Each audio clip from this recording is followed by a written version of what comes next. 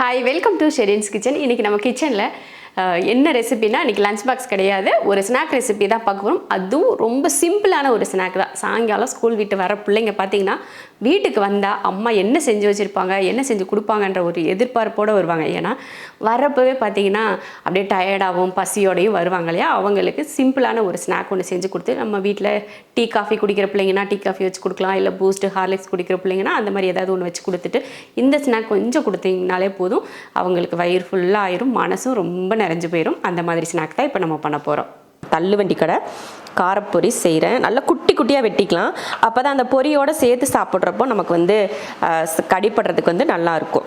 ரொம்ப பெருசாக வெட்டிட்டோம்னா அந்த பொரியோடு சேர்த்து இது சாப்பிட்றப்போ பெருசாக சாப்பிட்றப்போ ஒரு மாதிரி தனியாக மாங்காய் மட்டும் சாப்பிட்றோம் அப்படின்ற மாதிரி இருக்கும். அதனால் நல்ல குட்டியாக வெட்டிக்கோங்க. நல்லா மல்லித்தலையும் பார்த்திங்கன்னா நல்லா குட்டி குட்டியாக வெட்டிக்கலாம். அவ்வளோதான். இந்த பெரிய வெங்காயத்தையும் இதையும் மாங்காய் வெட்டின மாதிரி நல்லா குட்டி குட்டியாக வெட்டிக்கலாம். அடுத்து வெங்காயமும் ரெடி. வெங்காயம் வெட்டினதுக்கப்புறமா கொஞ்சம் கேரட் துருவிக்கலாம். கொஞ்சமாக வேர்க்கடலையும் நான் வேக வச்சு எடுத்திருக்கேன். இப்போ நம்ம பொரி கலந்துடலாம். ஒரு பவுலில் நம்ம பொரி போட்டுக்கலாம். நமக்கு எத்தனை பேர் இருக்காங்கன்னு பார்த்து அதை பொறுத்து பொரி சேர்த்துக்கோங்க. இப்போ பொரி கலந்தாச்சு. இதில் நம்ம இதெல்லாம் சேர்த்துடலாம். பெரிய வெங்காயம், மாங்காய், அடுத்ததாக நம்ம கேரட் துருவணும் இல்லையா, அதையும் சேர்த்துடலாம். கொஞ்சம் மல்லித்தலை, அடுத்ததாக வேர்க்கடலையும் அதிகம் வேணாம், சும்மா அங்கங்கே ஒன்று இருக்கிற மாதிரி சேர்த்துக்கிட்டால் போதும். இல்லைன்னா வேர்க்கடலை தான் அதிகமாக தெரியும், அதனால் கொஞ்சம் வேர்க்கடலை. அடுத்ததாக மிளகாத்தூள் சேர்த்துக்கலாம்.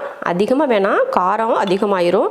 உங்கள் காரத்தை பொறுத்து சேர்த்துக்கோங்க. நீங்கள் நல்லா காரம் சாப்பிடுவீங்கன்னா கொஞ்சம் அதிகமாக சேர்த்துக்கோங்க, இல்லைன்னா கம்மியாக சேர்த்துக்கிட்டால் போதும். அடுத்து பார்த்திங்கன்னா தேங்காய் எண்ணெய் ஒரு ஸ்பூன் அளவுக்கு சேர்த்துட்டு இதை கலந்துருவோம். எல்லாம் நல்ல இதோட டேஸ்ட்டுக்கு காரணமே அந்த தேங்காய் எண்ணெயோட மனம் தான். அந்த தேங்காய் எண்ணெயை சேர்த்து இந்த மாதிரி கலந்து சாப்பிட்றப்போ, அந்த தேங்காய் மணத்தோடு சாப்பிட்றப்போ தான் டேஸ்ட் ரொம்ப நல்லாயிருக்கும். அதனால் இதில் வேறு எந்த எண்ணெயும் சேர்க்காதீங்க, தேங்காய் எண்ணெய் மட்டும் சேர்த்துக்கோங்க. அதே மாதிரி பொரியிலையெல்லாம் உப்பெல்லாம் இருக்கும், நம்ம இதில் உப்பெல்லாம் கலக்க தேவையே கிடையாது. சூப்பரான ஒரு காரப்பொரி ரெடி. சூப்பராக பார்த்திங்களா, ரோட்டு கடையில் கொடுக்குற மாதிரி பேப்பரையும் சுருட்டியாச்சு. சுருட்டிட்டு எடுத்து போட்டு அப்படியே சாப்பிட்றது தான். நாங்கள் இது மாதிரி நைட் டைமில் ஆர்எஸ்புரம்லாம் அடிக்கடி போவோம். ஏன்னா அங்கே ஐஸ்கிரீம் சாப்பிட்றதுக்கு இந்த மாதிரி எதாவது ஸ்நாக்ஸ் சாப்பிடணும் அப்படின்னா ஆர்எஸ்புரம் அடிக்கடி போவோம். அப்போ போகிறப்ப பார்த்திங்கன்னா எல்லோரும் ரைஸ் சாப்பிட்டாங்கன்னா எனக்கு என்னென்னா காரப்பொரினா ரொம்ப பிடிக்கும். அதுதான் நான் கடை எங்கே இருக்குன்னு தேடி தேடி வாங்கி சாப்பிடுவோம். அந்த மாதிரி ஒரு காரப்பொரி தான் இன்றைக்கி நம்ம பண்ணியிருக்கோம். சூப்பரான ஒரு டேஸ்ட்டில் இருக்கும். கண்டிப்பாக வீட்டிலையும் நீங்களும் பிள்ளைகளுக்கு யோசிக்காமல் செஞ்சு கொடுக்கக்கூடிய ஒரு ரெசிபி.